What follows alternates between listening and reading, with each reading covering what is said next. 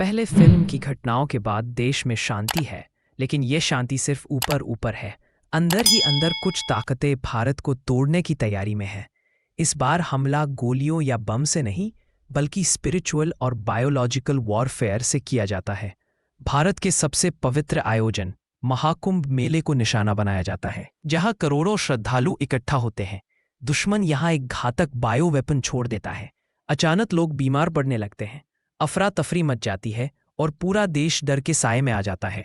यहीं से कहानी में एंट्री होती है डॉक्टर जननी की, एक तेज दिमाग वाली, ईमानदार और देशभक्त वैज्ञानिक।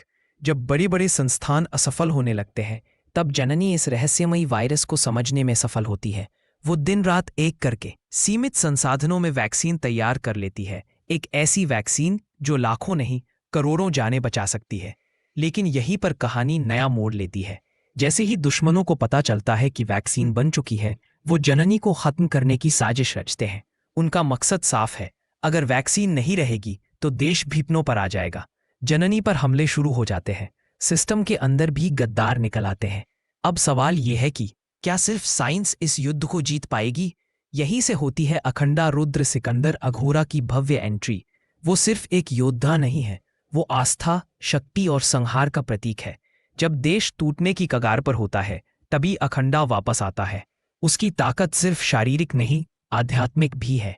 वो जननी की रक्षा की जिम्मेदारी लेता है और दुश्मनों को साफ संदेश देता है, ये धरती आसान नहीं है। इस बार कहानी में अहम रोल निभाता है अखंडा का जुड़वां भाई मुरली कृष्णा।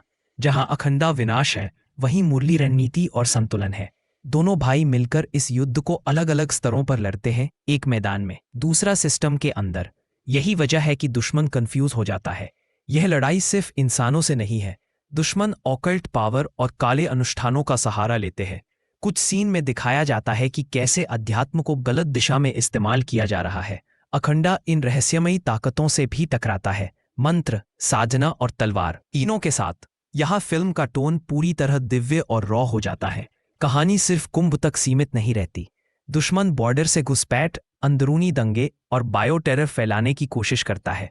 अखंडा हर जगह पहुंचता है, कभी सेना के साथ, कभी अकेला। उसके एक्शन सीन सिर्फ एंटरटेनमेंट नहीं, बल्कि संदेश हैं, धर्म और राष्ट्र अलग नहीं है। दुश्मन आखिरी दाम खेलता है, वैक्सीन को पूरी तरह नष्ट करने का। जननी को किडनैप कर लिया जाता है। यहाँ अखंडा अपने सबसे उग्र रूप में सामने आता है। साधना, क्रोध और न्याय, तीनों एक साथ। मुरली कृष्णा अंदर से सिस्टम को तोड़ता है और अखंडा बाहर से। अखंडा मास्टरमाइंड्स का सामना करता है। भयानक युद्ध होता है, शारीरिक भी और आध्यात्मिक भी। आखिरकार जननी सुरक्षित होती है, वैक्सीन देश तक पहुंचती है और महामारी रुक जाती है। दुश्मन या तो मारा जाता है या बेनकाब। फिल्म का अंत एक मजबूत संदेश के साथ होता है, जब विज्ञान और आस्था साथ चलते हैं, तब कोई भी ताकत देश को नहीं तोड़ सकती। अखंडा सिर्फ एक इंसान नहीं, एक चेतावनी है, और शांति लौटती है, लेकिन इस वादे के साथ कि अगर अधर्म फिर उठा तो अखंडा फिर जागेगा। अगर आपको यह एक्सप्लेनेशन पसंद आया हो तो वीडियो को लाइक करें, चैनल को सब्सक्राइब करें और कमेंट में बताएं कि आपको अखंडा 2 का कौन सा सीन सबसे ज्यादा दमदार लगा।